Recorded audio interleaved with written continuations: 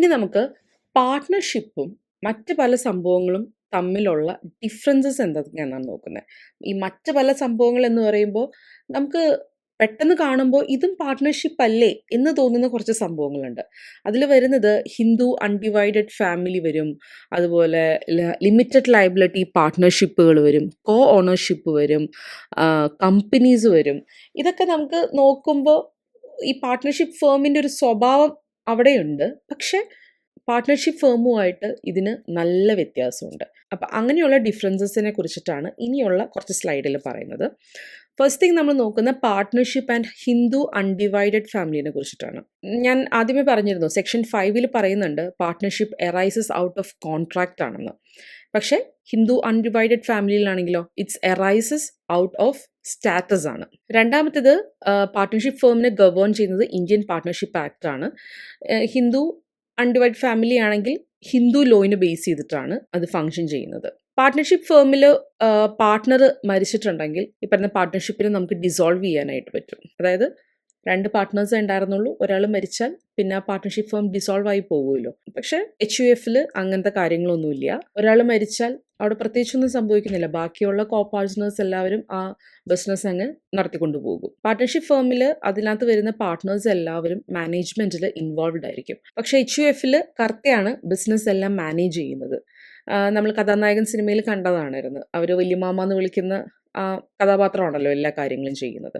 Same സംഭവം തന്നെ. ഇനി ഈ പാർട്ട്ണർഷിപ്പ് ഫേമിൽ ഒരു മൈനർക്ക് പാർട്ട്ണർ ആവാനൊന്നും പറ്റില്ല. പക്ഷേ he can be admitted to the benefit of partnership ആണ്. HUF ആണെന്നുണ്ടെങ്കിൽ മൈനർ ഒരു ഹിന്ദു അൺഡിവൈഡഡ് ഫാമിലിയുടെ ഒരു മെമ്പറാണ് ഫ്രം ബർത്ത് മുതൽ. ഇനി അടുത്തത് every partner is personally liable for the ഡെപ്റ്റ് ഓഫ് ദ ഫേം. ഫേമിന് എന്തെങ്കിലും കടങ്ങളുണ്ടെങ്കിൽ എല്ലാവരും അതിന് പേഴ്സണലി ലയബിൾ ആയിരിക്കും. HUF ആണെന്നെങ്കിൽ കർത്ത മാത്രമാണ് അതിന് പേഴ്സണലി ലയബിൾ ആകുന്നത്. അടുത്തത് partners can demand the account of the firm. ഓരോ പാർട്ട്നേഴ്സിന് എന്താണ് പാർട്ട്ണർഷിപ്പിൽ നടക്കുന്നത്, അതിൻ്റെ അക്കൗണ്ട്സ് ഒക്കെ ഒന്ന് കാണണം എന്ന് പറഞ്ഞ് ഏതെങ്കിലും ഒരു പാർട്ട്ണർ വന്നാൽ അയാൾക്കത് കാണിച്ചു കൊടുക്കണം. അത് കാണേണ്ടത് അയാളുടെ റൈറ്റ് ആണ്. പക്ഷേ HUF കോ പാർട്ട്നേഴ്സിന് അങ്ങനത്തെ റൈറ്റുകളൊന്നുമില്ല. കർത്തരോട് പോയിട്ട് ഞങ്ങൾക്ക് ഇതിൻ്റെ അക്കൗണ്ട്സും കാര്യങ്ങളും കാണണം എന്ന് പറഞ്ഞാൽ കാണിച്ചു കൊടുക്കേണ്ട യാതൊരു ലയബിലിറ്റിയും കർത്തയ്ക്കില്ല.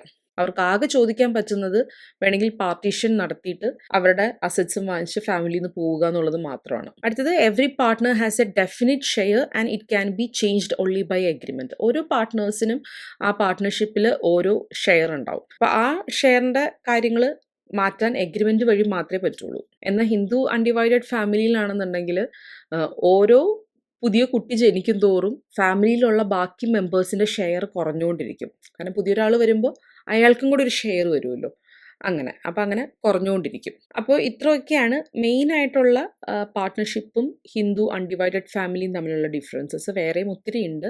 പെട്ടെന്ന് നിങ്ങൾ ഓർത്തിരിക്കുന്ന മനസ്സിലാക്കാൻ പറ്റുന്ന ഡിഫറൻസസ് മാത്രമാണ് ഞാൻ പറയുന്നത്. അടുത്തത് പാർട്ട്ണർഷിപ്പ് ആൻഡ് കോ ഓണർഷിപ്പ്. ഈ കോ ഓണർഷിപ്പ് എന്താണെന്ന് മനസ്സിലാക്കാൻ ഒരു എക്സാമ്പിൾ ഞാൻ പറയാം.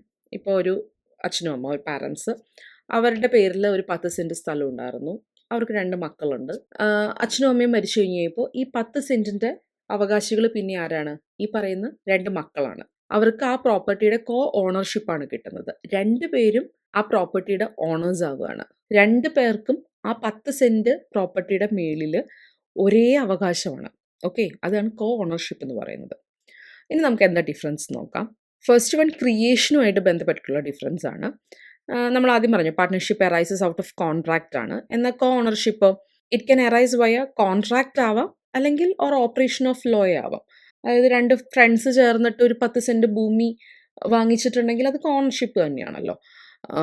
പക്ഷെ നമ്മൾ ആദ്യം പറഞ്ഞ പോലെ മക്കളിലേക്ക് അത് വരുന്നത് അത് ഓപ്പറേഷൻ ഓഫ് ലോ ആണ്. അപ്പനും അമ്മയും അവരുടെ പേർക്ക് സ്ഥലം എഴുതി വെച്ചിട്ടില്ല.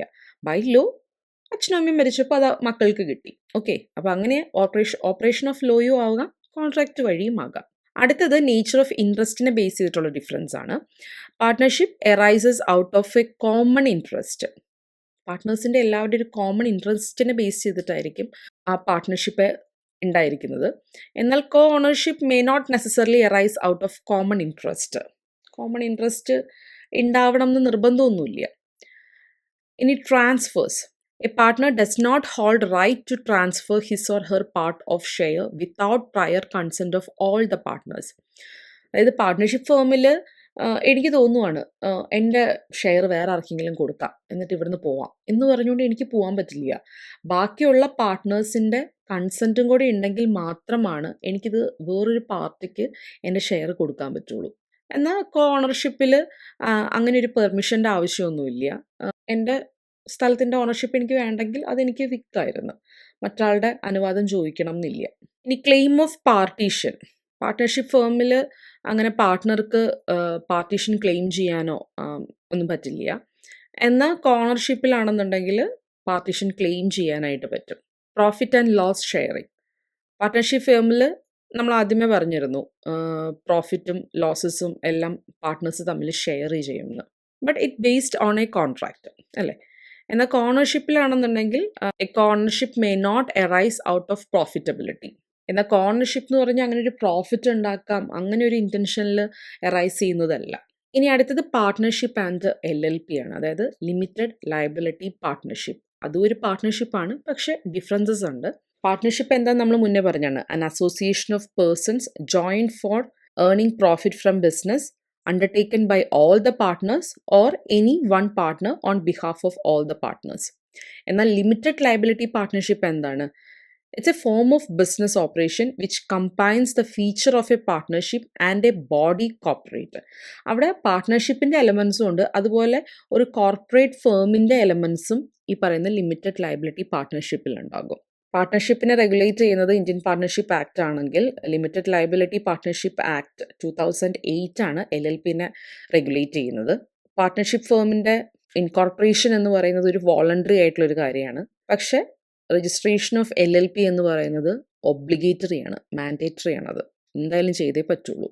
ഈ പാർട്ട്ണർഷിപ്പിൽ അവർക്ക് പാർട്ട്ണർഷിപ്പ് ഫേമിന് ഇഷ്ടമുള്ള പേരൊക്കെ ഇടാം.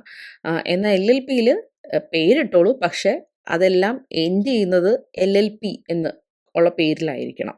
ദേ must use the word LLP by the end of its name. അതുപോലെ പാർട്ട്ണർഷിപ്പിലാണെന്നുണ്ടെങ്കിൽ പാർട്ട്ണർഷിപ്പ് ഫേമിൻ്റെ പേരിലായിരിക്കില്ല കോൺട്രാക്റ്റിലൊന്നും എൻ്റർ ചെയ്യുന്നത്, പാർട്ട്നേഴ്സ് അവരുടെ പേരിലായിരിക്കും. എന്നാൽ LLP can sue and be sued in its name. LLPനെ സ്യൂ ചെയ്യാനും കേസ് കൊടുക്കാനും ഒക്കെ പറ്റും. പാർട്ട്ണർഷിപ്പ് ഫേമിലാണെന്നുണ്ടെങ്കിൽ there is no separate legal status apart from its partner. പാർട്ട്ണറിൽ നിന്ന് മാറി ഒരു സെപ്പറേറ്റ് ലീഗൽ സ്റ്റാറ്റസ് ഒന്നുമില്ല. As the partners are individually known as a partner and collectively known as firm. എല്ലാ പാർട്ട്നേഴ്സും ഒരുമിച്ച് വരുമ്പോൾ അതിനെ പാർട്ട്ണർഷിപ്പ് ഫേം എന്ന് പറയുന്നു. ഓരോരുത്തരായിട്ട് നിൽക്കുമ്പോൾ അതിനെ പാർട്ട്നേഴ്സ് എന്ന് പറയുന്നു. ഒരിക്കലും പാർട്ട്ണർഷിപ്പ് ഫേമിന് ഒരു ഇൻഡിവിജ്വൽ സ്റ്റാറ്റസ് ഇല്ല. എന്നാൽ LLP അങ്ങനെയല്ല, it's considered as a separate legal എൻറ്റിറ്റിയാണ്. അതുകൊണ്ടാണ് LLPയുടെ പേരിൽ കേസ് കൊടുക്കാനും LLPക്ക് എഗെയിൻസ്റ്റ് കേസ് കൊടുക്കാനും ഒക്കെ പറ്റുന്നത്. പാർട്ട്ണർഷിപ്പ് ആണെന്നുണ്ടെങ്കിൽ it can dissolve at any time. എന്നാൽ LLPക്ക് പെർപ്പച്വൽ സക്സഷൻ നടക്കും. ഇപ്പോൾ LLPയിലുള്ളത് ഫാദർ ആണെങ്കിൽ അല്ലെങ്കിൽ പാരൻസ് ആണെങ്കിൽ അവർ കാലം കഴിഞ്ഞാൽ മക്കൾക്ക് അങ്ങനത്തെ രീതിയിൽ കൊടുക്കാൻ പറ്റും. ഇനി അടുത്തത് പാർട്ട്ണർഷിപ്പ് ആൻഡ് കമ്പനി. ഇത് തമ്മിലുള്ള ഡിഫറൻസ് എന്താണെന്ന് നോക്കാം. പാർട്ട്ണർഷിപ്പ് ഇന്ത്യൻ പാർട്ട്ണർഷിപ്പ് ആക്ടിനെ ബേസ് ചെയ്തിട്ടാണ്. എന്നാൽ കമ്പനി ആണെങ്കിൽ കമ്പനീസ് ആക്ട് 2013 ബേസ് ചെയ്തിട്ടാണ്. പാർട്ട്ണർഷിപ്പ് ഫേമിൻ്റെ രജിസ്ട്രേഷൻ ഓപ്ഷണലാണ്. എന്നാൽ registration with the registrar of ROC is required for companies. പാർട്ട്ണർഷിപ്പിന് സെപ്പറേറ്റ് ലീഗൽ എൻറ്റിറ്റി ഇല്ല. എന്നാൽ കമ്പനീസിന് there is a separate legal entity under the Indian Companies Act 1956. അതായത് 2013 വന്നതിന് മുന്നേ ഉള്ള കമ്പനീസ് ആക്ട് ആണ് കമ്പനീസ് ആക്ട് 1956 എന്ന് പറയുന്നത്. ഇനി പാർട്ട്ണർഷിപ്പ് ഫേമിൻ്റെ പേര് പാർട്ട്നേഴ്സിന് ഇഷ്ടമുള്ളത് ഇടാം. എന്നാൽ കമ്പനിയിൽ അങ്ങനെയല്ല. അതൊരു പബ്ലിക് കമ്പനി ആണെന്നുണ്ടെങ്കിൽ അതിന് ലിമിറ്റഡ് എന്ന് എൻഡിങ്ങിൽ ചേർക്കണം. എന്നതൊരു പ്രൈവറ്റ് കമ്പനി ആണെന്നുണ്ടെങ്കിൽ പ്രൈവറ്റ് ലിമിറ്റഡ് എന്ന് പേരിൻ്റെ എൻഡിങ്ങിൽ ചേർക്കേണ്ടതുണ്ട്. പാർട്ട്ണർഷിപ്പ് ഫേമിന് പെർപ്പച്വൽ സക്സഷൻ ഇല്ല എന്ന് നമ്മൾ നേരത്തെ പറഞ്ഞിരുന്നു. Because it depends upon the will of partners ആണ്. എന്നാൽ കമ്പനീസിൽ പെർപ്പച്വൽ സക്സഷൻ ഉണ്ട്. Members can freely come and leave the company. പാർട്ട്ണർഷിപ്പിനെ സംബന്ധിച്ചിടത്തോളം പാർട്ട്ണർഷിപ്പ് ഡീഡാണ് അല്ലെങ്കിൽ ആ എഗ്രിമെൻ്റ് ആണ് എല്ലാം എന്ന് പറയുന്നത്. ഇനി അത് കമ്പനിയിലേക്ക് വരുവാണെന്നുണ്ടെങ്കിൽ memorandum of association, article of association of that company, ഇതൊക്കെയാണ് ആ കമ്പനി എങ്ങനെ നടത്തണം, എങ്ങനെ നടത്തിക്കൊണ്ട് പോകണം എന്നൊക്കെ പറയുന്നത് ഈ 2 ഡോക്യുമെൻറ്റ്സ് ആണ്. ഇനി പാർട്ട്ണർഷിപ്പിൽ voting rights depend upon the partnership agreement ആണ്. കമ്പനിയിലാണെങ്കിൽ voting rights decided according to the number of shares the associates hold. എത്ര ഷെയർ ആണോ ഒരാൾ അല്ലെങ്കിൽ ആ ഒരു അസോസിയേറ്റ് ഹോൾഡ് ചെയ്തിരിക്കുന്നത് അതിനെ ബേസ് ചെയ്തിട്ട് വോട്ടിംഗ് റൈറ്റ്സ് മാറി മറിഞ്ഞിരിക്കും.